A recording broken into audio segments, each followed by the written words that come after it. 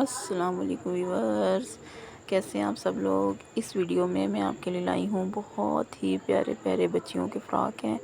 और ये तमाम जितने भी डिज़ाइन हैं ये होममेड हैं। आप घर में आसानी से आइडिया लेके तो इस तरह का डिज़ाइन बना सकती हैं और बिल्कुल ही रेडीमेड लुक आएगी। अगर इस तरीके से आप घर में भी रेडी करेंगी तो बच्चा बहुत ही प्यारा लगता है।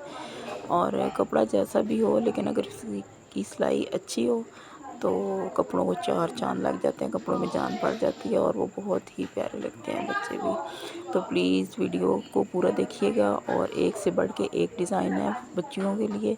और अगर आपको वीडियो पसंद आई तो प्लीज़ लाइक ज़रूर कीजिएगा और सब्सक्राइब कीजिएगा, छोटा सा कमेंट्स भी ज़रूर कीजिएगा। Thank you so much for watching.